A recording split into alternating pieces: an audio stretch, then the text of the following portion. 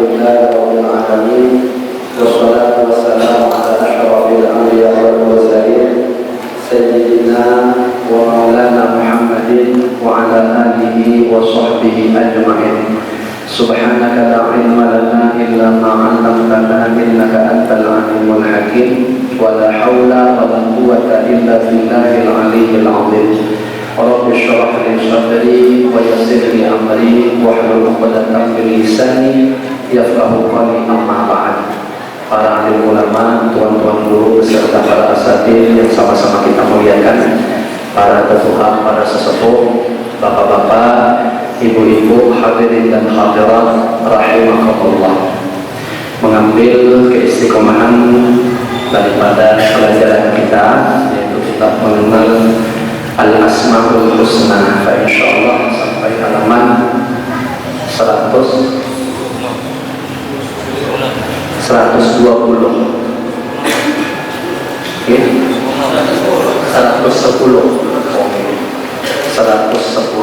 yaitu kemudian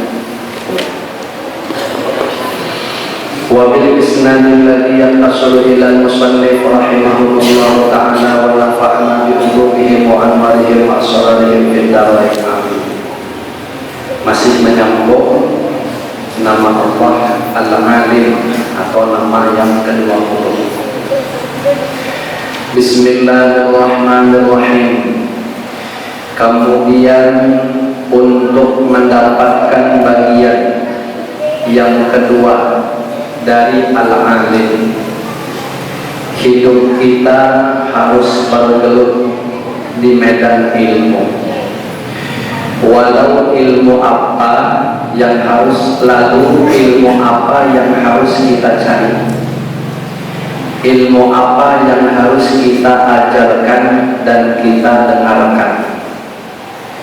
Nah, di sini dijawab, ilmu yang harus kita cari adalah ilmu yang dapat mendekatkan diri kepada Allah Ta'ala, atau ilmu yang mudah dengannya kita bisa mendapat ma'rifatullah Ta'ala. Kalau kita uraikan lagi, ilmu agar ibadah kita sah dan diterima di sisi Allah.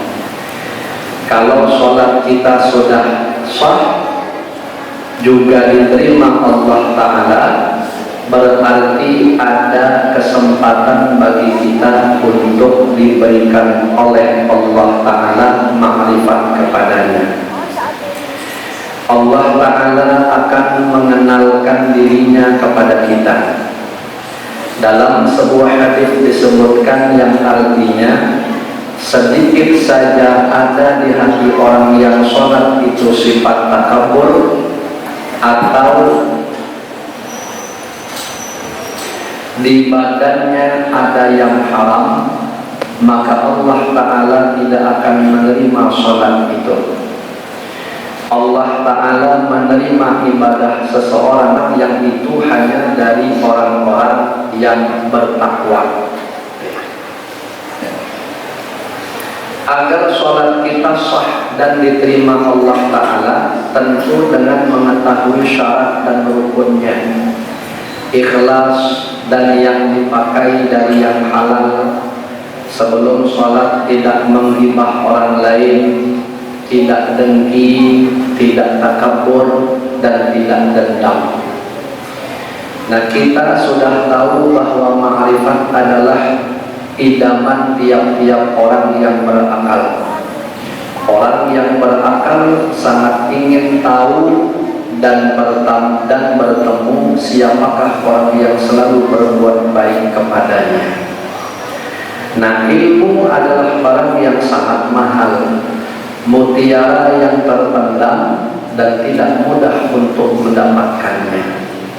Orang yang menuntut ilmu adalah orang yang siap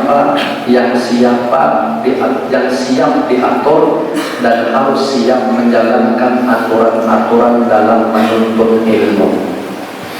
Kalau ilmu supaya ibadah kita sah dan diterima Allah Ta'ala sudah dipelajari, baru kita boleh mempelajari ilmu-ilmu yang lain.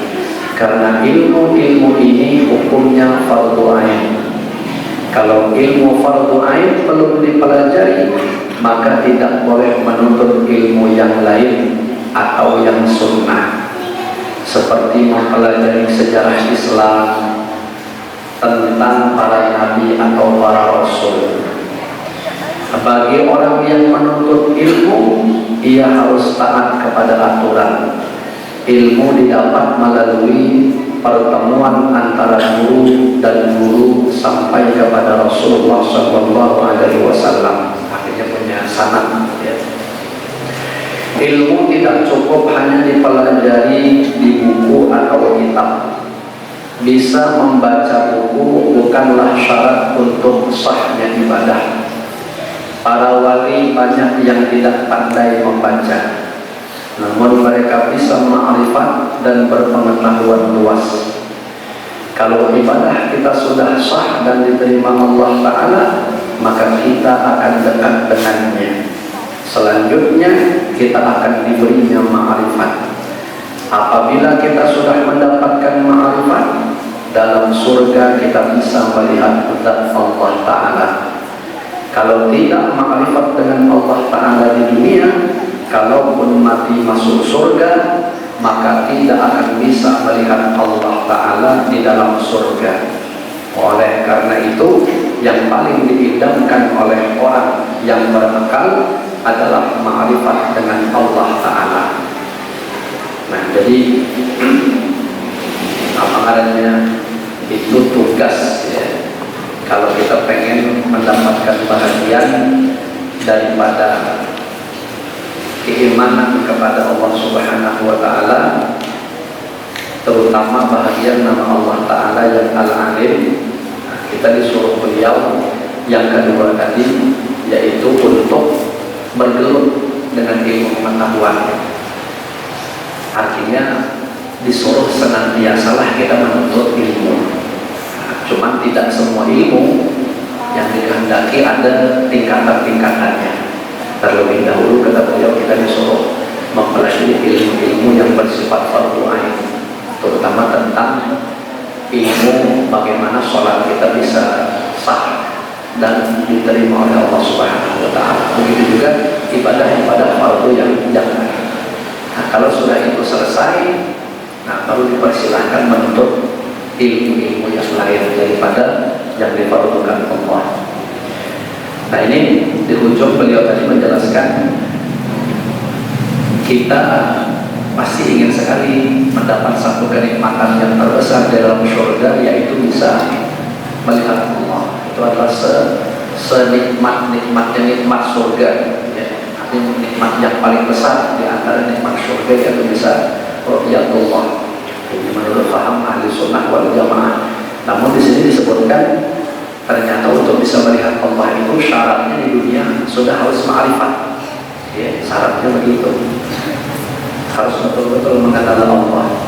Nah, kalau tidak kita mendapatkan ma'rifat di dunia ini, walaupun nanti kita betul-betul bisa masuk surga, maka tidak akan diberikan nikmat berupa melihat kepada Allah Subhanahu wa Ta'ala. Maka itulah yang didambakan kata beliau, yang menjadi target orang-orang yang berakal, ya. Sebagaimana tadi ada beliau gambarkan, kita di dunia ini ada orang yang baik sama kita, selalu bantu, selalu nolong, ya. Tapi kita tidak pernah melihat, cuma kebaikan-kebaikan aja yang sampai, ya. Kalau kita bikin acara ada jadi yang bantu, nyumbang ini, nyumbang itu, oh itu udah putus. Maka kalau kita tuh sempurna akalnya, kata beliau, tentu kita berkeinginan akan ketemu nih dengan siapa orang itu. Ya, ada keinginan yang kuat, pengen bertemu siapa dia, seakan-akan gitu ya. Nah, tapi kalau tidak ada keinginan kayak gitu, ya sebatas menerima kebaikan-kebaikan saja. Nah, maka adalah kita disuruh dari apa? Disuruh kita ma'rifat kepada Allah supaya bisa mendapatkan nikmat yang terbesar tadi. Nah, kemudian di sini wallahu a'lam bishawab, habis pembahasan tentang nama Allah Al-Alim. Kan kita mengkaji kelanjutannya. Nah, kemudian kita mengenal nama Allah Ta'ala Al-Qabidu dan Al-Basitu. Al-Qabid dan Al-Basit. Al-Qabidu dan Al-Basitu adalah nama Allah Ta'ala yang ke-21 dan ke-22. Al-Qabidu dan Al-Basitu artinya dia yang menggenggam dan dia yang menghamparkan atau membentangkan. Al-Qabid menggenggam, sedangkan Al-Basit yang menghamparkan atau yang membentangkan. Dalam Al-Quran disebutkan, A'udzu billahi minasyaitonir rajim, wallahu yaqbidu wa yabsutu wa ilaihi turja'un. Artinya, dia Allah Ta'ala yang menyempitkan dan yang melapangkan rezeki, dan kepadanya lah kalian dikembalikan. Jadi bisa juga menggenggam, tadi maksudnya menyempitkan, sedangkan menghamparkan maknanya meluaskan rezeki, menyempitkan rezeki. Al-Qabid sedang meluaskan rezeki, namanya Al-Basit melalui ayat ini tadi. Adapun pengertian dua nama ini sangat luas. Dia Allah Ta'ala yang membuat hati kita sempit, dan dia juga yang membuat hati kita jadi lapang. Nah, sebahagian maknanya ini memang hari-hari kita rasakan. Kadang hati kita sempit, suntuk, galau kata orang. Padahal bisa kadang-kadang karena ada sebab, kadang bisa tidak ada sebab.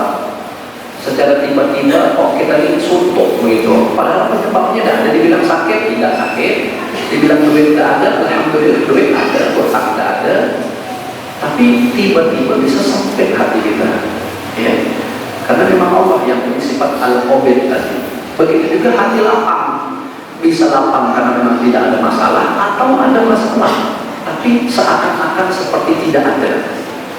Kalau orang mengalami masalah itu mungkin dia down, bahasanya dia akan bingung menghadapinya. Tapi kita karena dah diberi Allah Basir dengan namanya Al-Basir, Allah yang melapangkan, kita happy-happy saja, ya, melalui atau menghadapi masalah itu tadi. Nah, dia Allah Ta'ala yang membuat hati kita susah, Al-Qabid, dan dia pula yang membuat hati kita senang, Al-Basit. Dia Allah Ta'ala yang membuat hati kita merasa sumpah, dan dia juga yang membuat hati kita jadi tenang, Al-Basit. Inilah salah satu di antara makna-makna Al-Qabidu dan Al-Basit. Pokoknya lawanannya, susah, senang, tertawa, sedih, tertawa, ya istilahnya gitu ya, menangis, tertawa. Pokoknya lawanan.